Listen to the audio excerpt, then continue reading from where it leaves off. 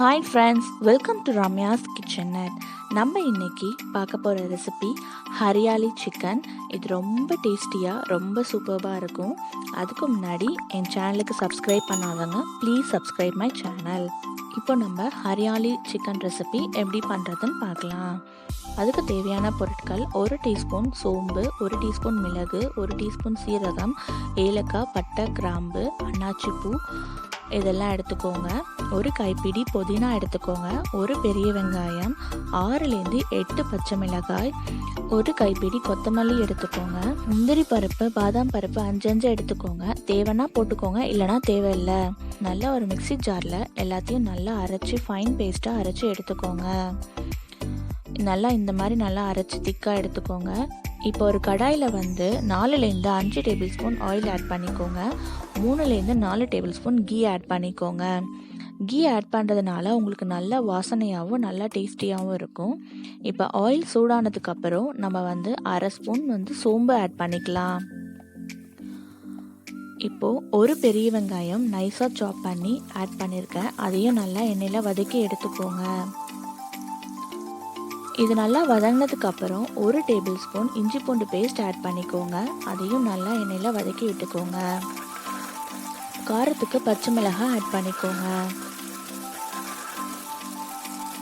இதெல்லாம் நல்லா வதங்கினதுக்கப்புறம் நான் இன்றைக்கி 1/2 கிலோ சிக்கன் எடுத்திருக்கேன். அந்த சிக்கனை நான் இப்போ ஆட் பண்ணிக்கிறேன். சிக்கன் நல்லா ஃபஸ்ட்டு எண்ணெயிலே நல்லா வேக வச்சுடுங்க. அப்புறம் தேவையான அளவு உப்பு, மஞ்சள்தூள் ஆட் பண்ணிக்கோங்க. சிக்கன் ஓரளவுக்கு நல்லா வேக வைங்க. சிக்கன் நல்லா வெந்ததுக்கப்புறம் நம்ம அரைச்சி வச்சுருக்க அந்த பேஸ்ட்டை நம்ம இப்போ ஆட் பண்ணிக்கலாம்.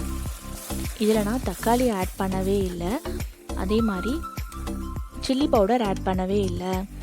அந்த காரம் நம்ம பச்சை மிளகாய் மட்டும்தான் ஆட் பண்ணியிருக்கோம். அது நம்மளுக்கு எவ்வளோ தேவையான அளவு காரம் வேணுமோ அந்த அளவுக்கு நம்ம பச்சை மிளகாய் ஆட் பண்ணிக்கணும். இப்போ நல்லா வதக்கி விட்டதுக்கப்புறம் 1 டேபிள் ஸ்பூன் தயிர் ஆட் பண்ணிக்கோங்க. தயிர் ஆட் பண்ணுறதுனால உங்களுக்கு கிரேவி நல்லா க்ரீமியாக நல்லா டேஸ்டியாக கிடைக்கும். புதினா கொத்தமல்லி நம்ம பச்சையாகவே அரைச்சி ஊற்றிருக்கிறதுனால அது பச்சை வாசனை போகிற அளவுக்கு நல்லா பொறுமையாக நல்லா கொதிக்க வைங்க. அதனால் நல்லா எண்ணெய் விடுற அளவுக்கு நல்லா கொதிக்க விட்டிங்கனாலே உங்களுக்கு கிரேவி ரெடி ஆகிடும். இப்போ பாருங்கள், நம்ம கிரேவி சூப்பராக ரெடி ஆகிடுச்சு.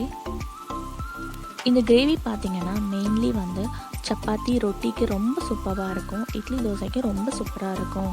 கண்டிப்பாக இந்த ரெசிபியை நீங்கள் ட்ரை பண்ணி பாருங்கள். எப்படி வந்துச்சுன்னு எனக்கு சொல்லுங்கள்.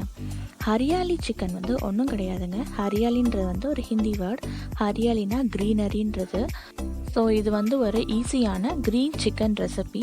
கண்டிப்பாக இந்த ரெசிபியை நீங்கள் ட்ரை பண்ணி பாருங்கள். உங்களுக்கு ஒரு டிஃப்ரெண்ட் அனுபவம் கிடைக்கும். இந்த ரெசிபியை ட்ரை பண்ணி பார்த்து எப்படி வந்துச்சு எனக்கு கமெண்ட் பண்ணுங்கள். என்னோட வீடியோ பிடிச்சிருந்ததுன்னா please like, share and subscribe. Thank you.